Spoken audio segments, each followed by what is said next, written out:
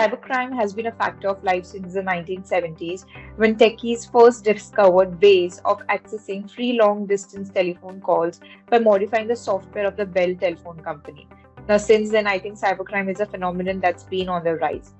And lately, factors such as the increased use of the internet, remote working, or automation all have contributed to the growth in cybercrime. Hello, everyone. Welcome to Analytics Insight podcast, where we talk about the ever evolving technology space. And I'm your host, Priya Dialani. Now, globally, the cybercrime costs are expected to rise 15% year by year. And by next year, I think 2025, we'll be reaching around 10.5 trillion USD dollars, which is up from USD $3 trillion, which was recorded in 2015. So, as technology is progressing and our reliance upon it has definitely been escalating, so in turn, the cybercrime has also intensified. Now, cybercriminals are constantly on the trail of finding new methods of exploiting vulnerabilities, which is why it is vital to have a strong cybersecurity approach, definitely with an open attitude, which helps us to keep up to date and we're on top of all the latest threats.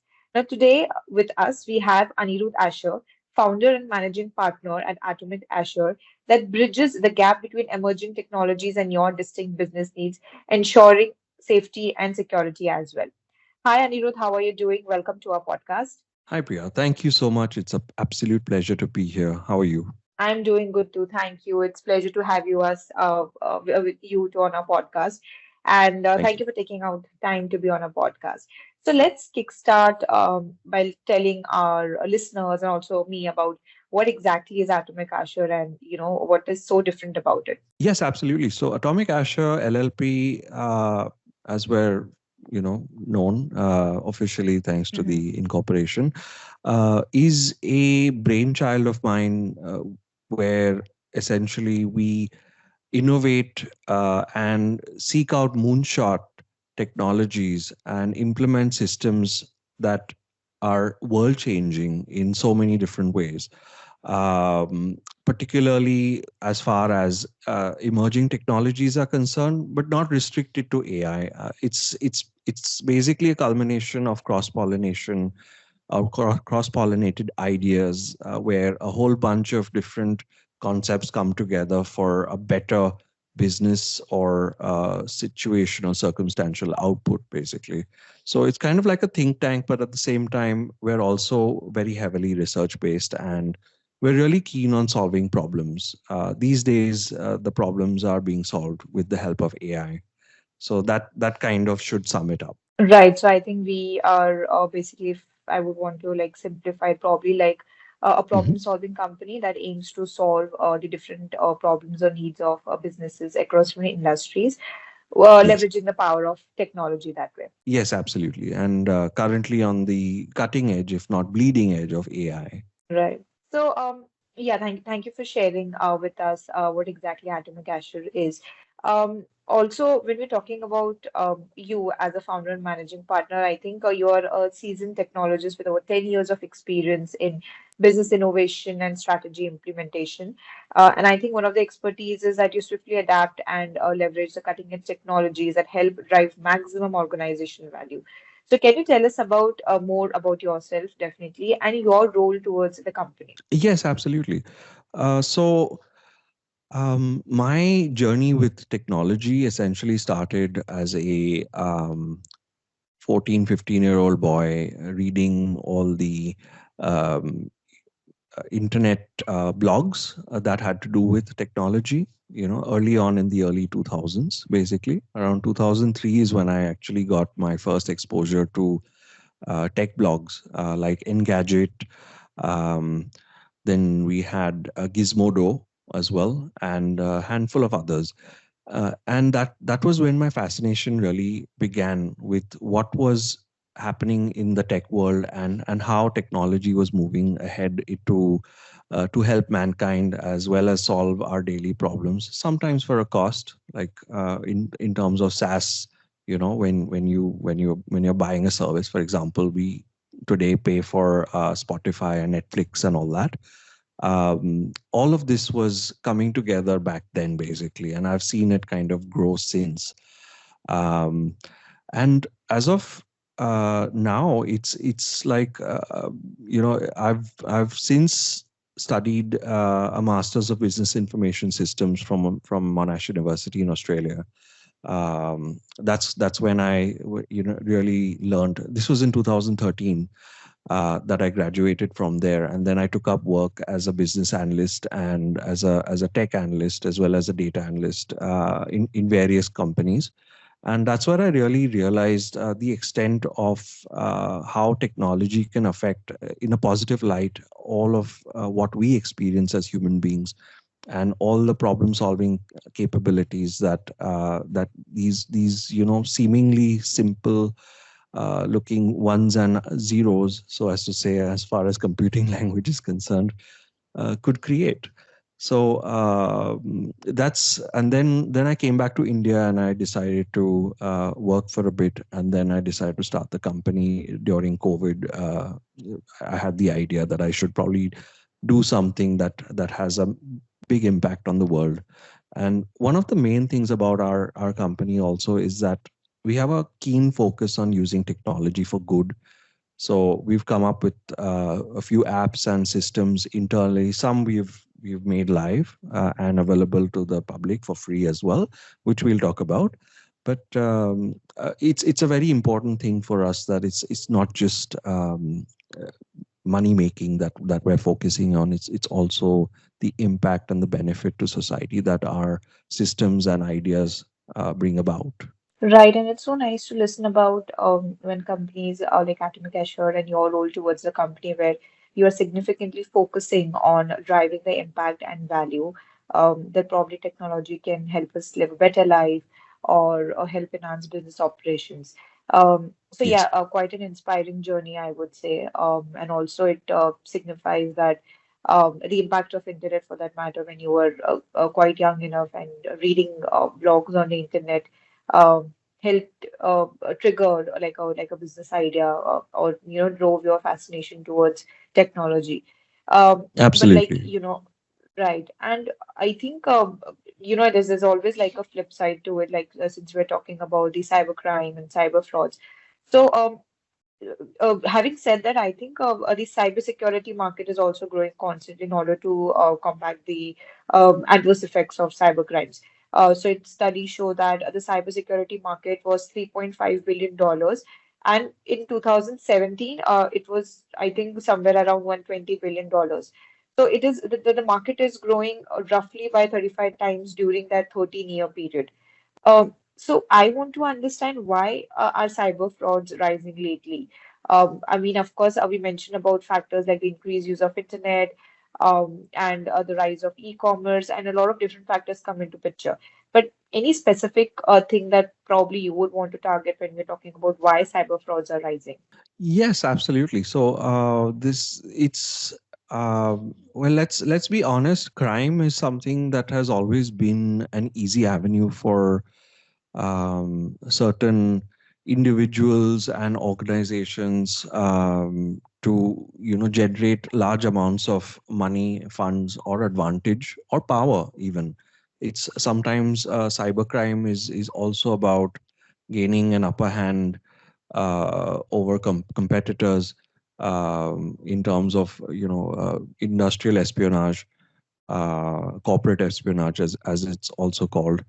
uh, so one of the main reasons is that cybercrime is increasing quite rapidly is, of course, as you mentioned, digitization of our lives. Everything basically that we do is quite involving our mobile phones, basically. I like to consider the fact that we are as a species currently cyborgs. It's just that these devices aren't like physically attached to us, but they're on us as on our person at all times.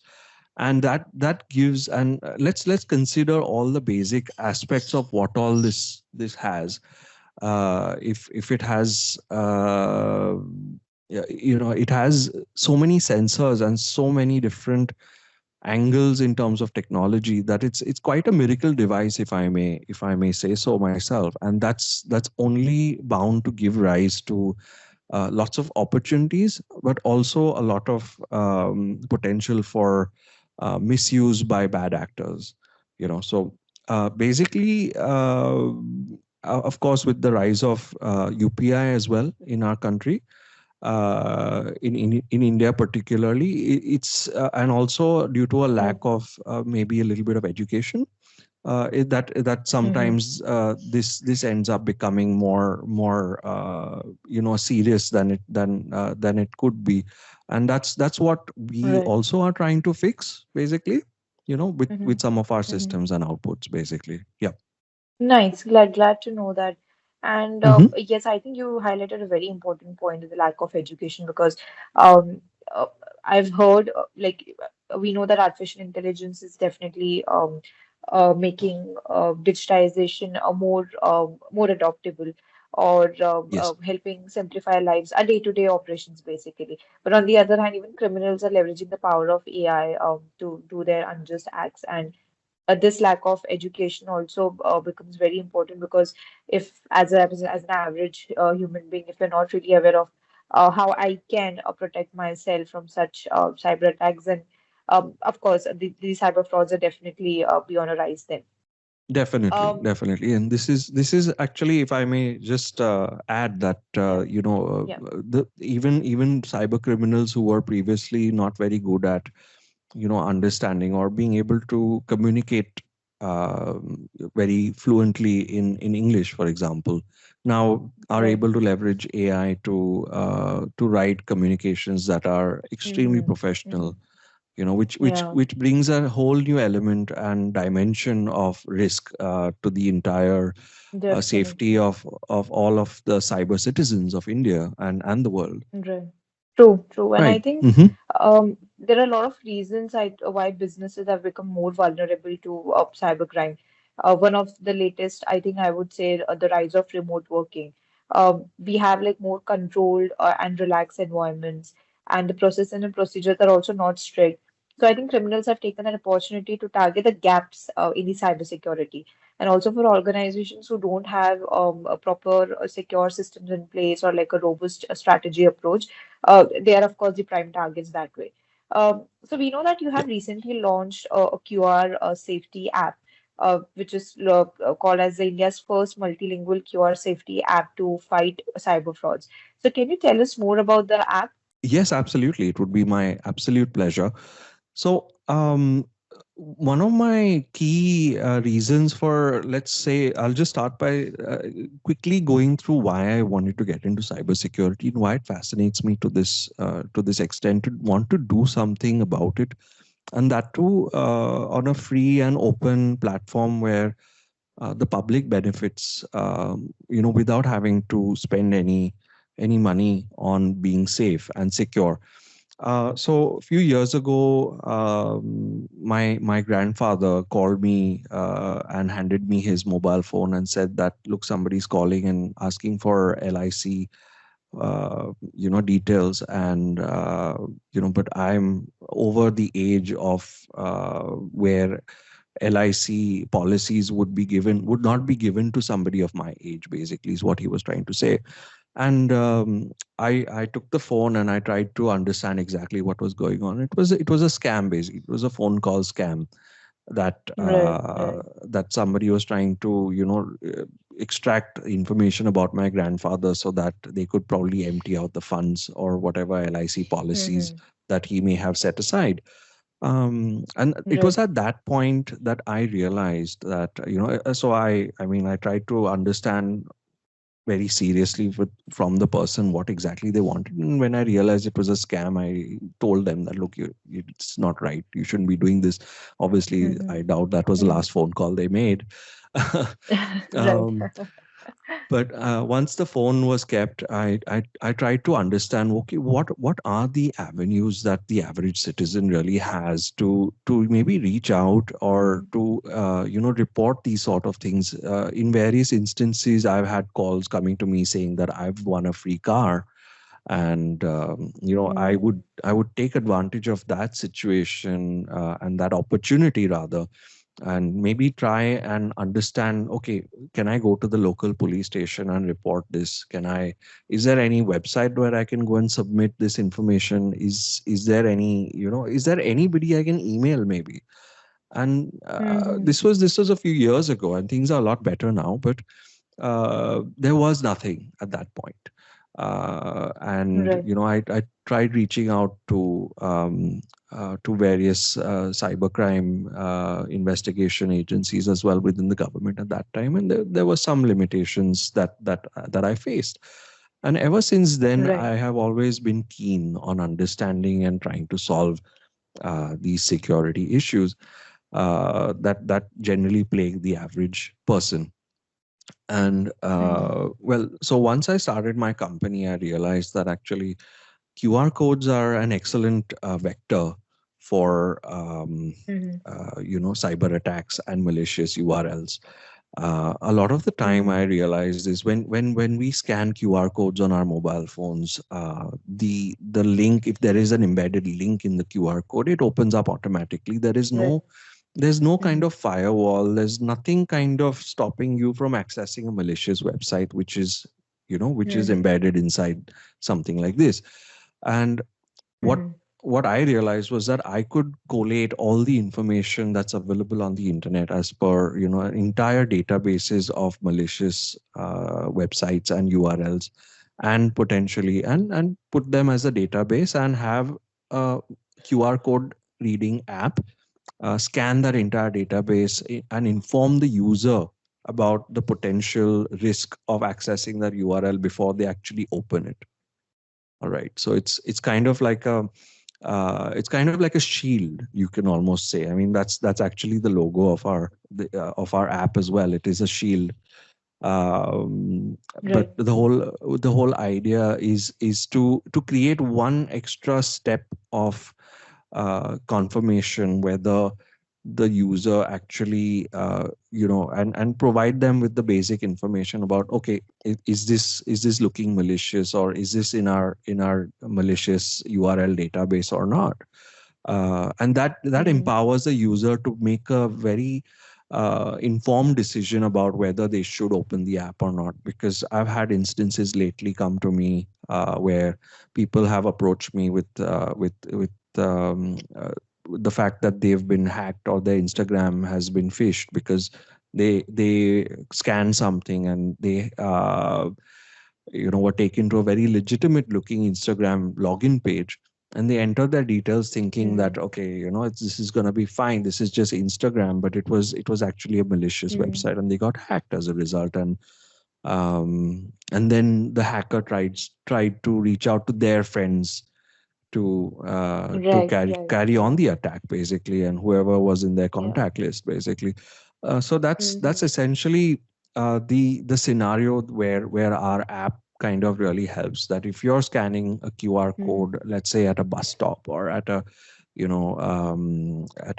restaurant, perhaps scanning the menu, perhaps there you would know if somebody has come by maybe 5 minutes earlier and replaced the QR code with something that's potentially malicious, attempting to grab your Mm-hmm. details, or try and understand, maybe specifically target the patrons of that restaurant. There's a lot of different Mm-hmm. dimensions really around this, so it's hard to really pinpoint any one specific situation. But the fact is that QR codes, according to not only me but also my organization and our research, are kind of, because of how ubiquitous they are quite dangerous, Mm-hmm. basically.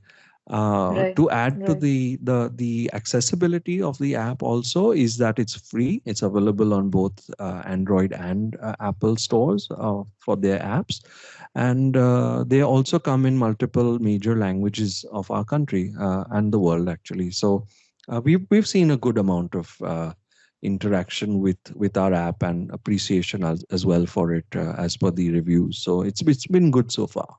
Glad to know. And I think the incidents that you mentioned regarding these cyber frauds, we have been a part of it, or we have witnessed the situations happening with our friends or family members on a very on and on basis. So it definitely highlights the need for something really strong in order to mitigate such attacks, or so that people are safe in terms of using the internet, or completely embracing digitization for that matter. And I hope that Yes. your app, while it's recently launched, I'm hoping that in the near years to come, it will become like an important aspect that probably everybody should be adopting in terms of keeping themselves safe and secure from such attacks. I do hope so. I do hope so. We are also developing further in the fact that we are attempting to get in touch with the NPCI to Mm-hmm. maybe provide confirmation of who a UPI QR code belongs to, basically, so that they can, Right. they can like. So that's just Interesting. added Yeah. functionality, basically. But Right. also, along with that, one more important thing about our app is that it basically unshortens shortened URLs. So then that Okay. basically, because shortened URLs are also a very good way for hackers and bad actors Mm-hmm. Mm-hmm. to Right. hide the Hide. end Yeah. URL, basically, which will be some Right. kind of a hosted service that is obscure or something along those lines, and that would make it a bit too obvious that this could Right. be a scam, naturally, because Right. yes, so our app actually unshortens it as well intelligently, as well as we Mm-hmm. do use AI in the back end to regularly scan these websites for updates and see whether they've Mm-hmm. actually been taken down or not yet. And we also do a fair bit of reporting in the sense that if we find certain websites are trying to phish people, then we send out emails to the hosting service to try and get that taken down. Right. One more interesting project that we've kind of come up with regards to Mm-hmm. this is that we purchased this domain called stopscams.in, Mm-hmm. and which is intended to be a web form, essentially, that anybody Mm-hmm. can go to and submit any information about a scam that they've come across. All right, Okay. so anybody can go and look it up and just submit the details of the scam that they've received. Now, uh, we are trying to work with the cyber police to provide Mm-hmm. this information as evidence against specific hackers and against specific cyber criminals. Mm-hmm. But submitting the information will not initiate any action, basically. But in case somebody has been scammed and an FIR has been filed in that Mm-hmm. case, at least the police can gather evidence through our database, Right. we're creating through this, where anybody Mm-hmm. can really just go and submit information for so that other people don't get affected negatively in the future, Right. right? Mm-hmm. That's really nice, Anirudh. I think that's very far-fetched thought that you have trying to implement right now, because in the future, I think a lot of things with regards to investigations will rely on data. And since you're starting to build a database right now, I think it will be quite helpful in the near future. Yes, that's what we're hoping for, and we are Yeah. hoping also to work very closely with the Indian cyber police. I mean, Mm-hmm. any agency, any government agency that wants access to this database would have access to it. Also, we would and we would protect the access to the database so that Right. scammers don't use it, to learn tricks Right. from other scammers. Yeah. Yeah. So That's really that's important. Yeah. that's the idea, and so we would Yeah. ensure that it's not an open database, and that it's a Mm-hmm. closed database, and it's just open for people to submit their experiences or the details of the scam and the scammers, basically, and create a Right. centralized database that can be used for the betterment of society, basically. Right, right. So in one of your previous sentences, you mentioned about using artificial intelligence in order to make sure your app is more cutting edge. I believe, I mean, I've heard, and of course, I've come across certain solutions that are using and developing and implementing AI-based security technologies and systems to combat cybercrimes. Now, since you mentioned about using AI, I also wanted to understand what emerging technologies or trends do you believe will have a greatest impact on cybersecurity in the next few years, and how should basically companies of all sizes across the industry should prepare for them? So, according to me, I think definitely artificial intelligence and machine learning are going to be, revolutionary as far as cybersecurity is concerned. These technologies essentially can, help by enabling predictive threat modeling and automate responses to incidents as well. And essentially, I completely understand. Some of your listeners might be thinking, okay, these guys are going to start talking about AI, and like there's a fair bit of saturation at the receiving end of Yeah. a lot of people. Basically, a lot of people are just like, okay, enough with this. Like we're done. Can we move on to the next topic, please? Mm, But mhm, I'd like to briefly mention and not go over this far too much. Is this is I think a huge shift in technology, and because not only is AI able to uh, look and sound and appear to be human as far as text is concerned, it's also able to carry out visual understanding and capable of looking at an image and being able to understand it, which is quite important when it comes to automation. So when hackers are using AI to write and create their scam campaigns, on the flip side, the all the organizations, or large organizations, government organizations, or anybody who's at potential risk of uh, coming into contact and potentially being at risk by those campaigns, would essentially, in hopefully, ideally be already having a system that uses AI to also detect like any incoming scams. I'll give you a very simple and straightforward example. We receive SMSs quite regularly which say, please enter your KYC, or we are going to disable your account or whatever, your bank account. And right. usually there would be some kind of mischief that the scammer would do, essentially, like, for example, a capital I in computing, oftentimes in many fonts actually, a capital I is the Mhm, equivalent of a small L.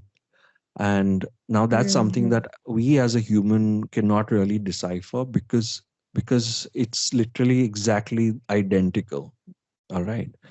And mhm, but scammers know this, and that's how they are basically getting through any cyber nets that have been implemented to catch this, by, let's say, TRAI, right. or even our own devices these days have like a system to understand and catch anything like this. um, Mhm, so like anything that looks a little bit scammy, basically. So essentially, yeah, yeah. this is something that AI can do really well at. It can read a message, and it can actually understand. It has the potential to go and access the URL that has been Mhm, embedded in the message as well. So that's basically what we're hoping to help companies across the board, and people in general, from getting duped by these very well crafted systems that have probably been crafted by AI as well. Particularly mhm, because mhm, AI can now also be run locally on your machine. There are certain models which can run on your laptop, basically, and carry out a large number of, and they're completely jailbroken, you can say, or they will do as they are told, unlike ChatGPT, which or maybe your Claude AI as well, or any of the major publicly available AI systems. um, those would not do something that is malicious in nature, basically. But if you're running an LLM or large language model on your computer, it most likely will do exactly as you ask it, and would not say no, basically. So I right. think I that think covers that covers it Yeah. basically. So hopefully Yes. companies will companies will Yeah. implement systems to also combat this by using these Yeah, technologies, yeah, and right? I think that's the need of the hour. If you talk very honestly, that's the need of the hour right now, currently as well, and in the future as well. Because I don't think the criminals we have a like a short way of stopping criminals. Like probably today now we have a couple of methods. With the passing times, I think criminals would find more new ways or methods to exploit the vulnerability. So I think it's very important to keep updating ourselves, and I think one of the ways is adopting the emerging technologies like ones that we say artificial intelligence. And it's basically, I Definitely. think, it's majorly used to distinguish the good entities from the bad. That's, I think, one of the major roles of artificial intelligence. But on Hmm. the other side, I think when being a victim of a cyber fraud or a cyber crime, um, I don't, especially in India, if I would talk about if I've gone through like one such case, then it becomes very difficult as to how to report the scam. Though now we have cybercrime authorities and investigation agencies that are helping with dealing with such cases. But I'm not sure how the results are, to be honest. And without like a global corporation or a major structural change towards the internet or digitization, I think there's not much that victims can do to defend themselves. And there are a lot of people that are talking about cyber insurance. But again, I think one of the drawbacks of cyber insurance is not only increasingly out of reach for the most of the buyers, but I've heard that they're potentially making like a bad problem even worse in that matter. So having said all of these things, what do you think are some of the current challenges that you're facing currently in terms of the cybercrime, cybersecurity, or while you were developing the app? We would like to know more about it. Yes, gladly. So overall, I think adoption is probably one of the most significant challenges to protect people. Most people, I mean, would not consider that they need an extra app to make sure that they remain safe, and I completely understand and respect that. I agree. We don't necessarily need an extra app to help protect us, but at the same time it's sometimes it's a necessary thing. And the best part is that, I mean, at least about our app, is that we are not even asking for extra permissions or anything, so we're not even asking for extra Right. permissions from the user. We only ask for internet access so that we can access our database, centralized database, and we are only Mm-hmm. asking for the camera, so that for the back camera, so that we can scan that QR code. That's about it. We don't even have a login, frankly, so you don't have to even enter your details into the QR safety app, basically, by Atomic Asher, to Mm-hmm. access these safety aspects. So I mean, I hope that kind of helps a little bit. But I completely agree that there needs to be a huge tectonic shift, I think, in the approach towards Mm-hmm. cybercrime and cybersecurity. And I have Right. to admit that I have sat in on a few presentations by Miss Suvarna Shinde, who's the head of Mumbai Cyber Police. I have to admit, I think the Mumbai Cyber Police are doing a fantastic job in their capacity, and they have Nice. definitely taken up the issue of cybercrime and are working extremely hard on solving the cases that come to them, basically.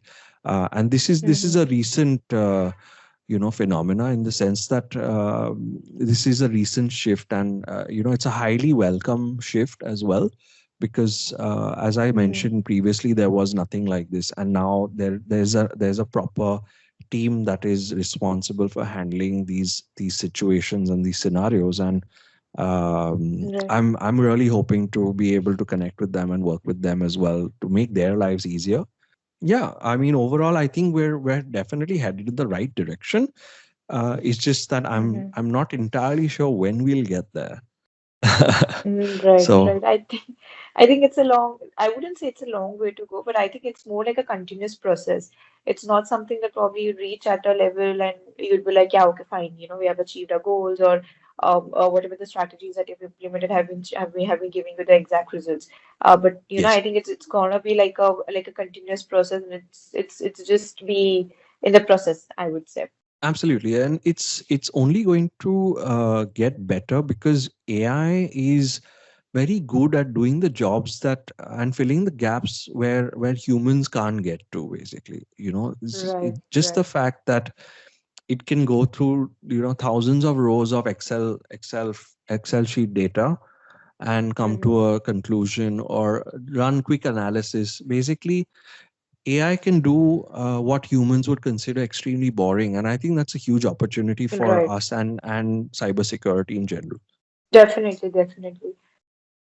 So one last question for you, Anirudh, and Yes. since we've been talking about cybersecurity and cybercrime, I think uh, I would want to know how can one build or one business and organizations can build like a robust cybersecurity strategy if you have like a step by step or a how to guide that you can explain like in briefly, and what and how do you think is the future of cybersecurity? All right. So let's start by considering. Well, let's start with businesses perhaps first. Mm-hmm, mm-hmm. In today's date and today's day and age, even if we're filing our taxes, we're doing so on a computer, isn't it? We are essentially required to, like, every business is ubiquitously involved with technology, whether they like it or not. Even basically a panwala is having a QR code and has a smartphone in Right. their pocket to carry out various Mm-hmm, activities. All right. So, I mean, when it comes to small businesses, it would be good to consult your, de facto CTO, or I'm not saying every company should have a CTO, but definitely there would be mm-hmm, some individual who is a part of the tech process, basically. All right. mm-hmm, And is capable enough to be able to help. And in that sense, mm-hmm. if they are recommending certain action, then that should be followed through by the business owner until it's before it's too late. Because I completely agree with you that cyber attack insurance is definitely not something that most or the average user can kind Mm-hmm. of access. Also, Right. when certain cyber attacks do occur, I'm not sure Mm-hmm. how easily or well the insurance company is going to be able to ascertain whether this was actually done or not, just because of the nature of computing Mm-hmm. and technology moving around at the speed that it does. It Mm-hmm. comes with its own exceptional level of challenges that I don't think an insurance company can expend those kind of resources on the smaller clientele, basically. Mm-hmm. So it's always Right. better to be Right. safe than sorry. I think backups and offsite backups is a very important strategy, because no Mm-hmm. matter what happens on a primary system, at least if you have like a detached hard drive which has a backup of everything that you have, that Mm-hmm. generally is an excellent insurance policy on your own, essentially, which you don't have to Definitely. Mm-hmm. Right. uh, sign any forms essentially for. You buy a hard Right. drive, you back everything up to it, maintain maybe multiple hard Mm-hmm. drives. There are excellent network Yeah. access storage systems available today, Mm-hmm. with Mm-hmm. there's QNAP and Synology as well, which are extremely adept at allowing for on-site and off-site backups. And you're Mm-hmm. you're storing essentially everything on your own hardware as well, so you don't need to worry about lots of overheads and recurring bills, basically, beyond maybe the electricity and the internet, Mm-hmm. perhaps. So things like these, Right. strategies like these are excellent at mitigating any real cyber threats. Of course, the basics everybody knows: keep your antivirus updated, and make sure that you're not clicking any funny looking files. But I mean, I think Mm-hmm. that's been that's been spoken about to a very large extent as it is, and Right. I don't think that needs to be discussed any further, frankly, on Right. that front. But definitely Mm-hmm. keep yourself informed, or at least hire somebody who can stay informed and just be on top of things, basically. So Mm-hmm. I think that that covers what people should do little bit beyond what they are average, what the average person as it is does on a daily basis. Absolutely, yes, yes. And I think um, just to conclude, as more and more businesses are undergoing digital transformation, and um, we are seeing the rise of connected devices with the growth of Internet of Things. The risk of cybercrime is definitely going to increase, and cybersecurity will become even more critical. Now, to stay Yes, protected, I think it is very crucial to develop a comprehensive approach which combines artificial intelligence power with human expertise to help combat these threats effectively. And with yes. AI-based systems, companies can detect potential vulnerabilities much earlier, and it can also help them to adapt to new and unknown threats. Absolutely. And as long as you're using the latest version of any certain software, you will Right. probably, I mean, for all you know, most people are already using AI assisted Mm-hmm. cybersecurity applications without even realizing it. A lot of antivirus software companies are implementing these systems on their back end already on behalf of their clientele, whether they be free or Mm-hmm. not.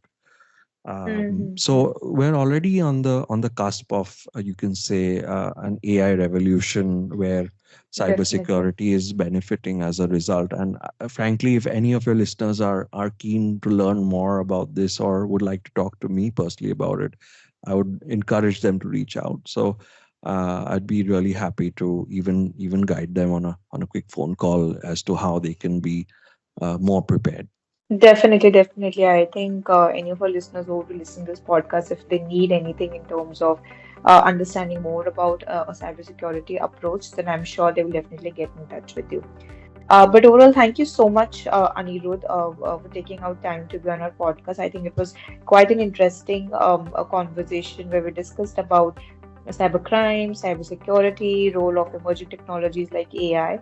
And yes, we are hoping your app, the first India's first multilingual QR safety app, will become more like a quintessential in the near years to come to fight cyber frauds. So thank you so much for your time. It was pleasure to have you with us. Absolutely, my pleasure as well. Thank you so much for having me. And I'm really looking forward to any future opportunities to talk to you on your podcast as well. And I'll be sure to share it with all my friends and on my professional account at LinkedIn as well. So kudos Definitely, also definitely. for asking amazing questions. Thank you. So, yeah, for our listeners, stay tuned for upcoming podcasts, and you can listen to all of our podcasts and even this current podcast on Spotify and other leading platforms. Thank you so much.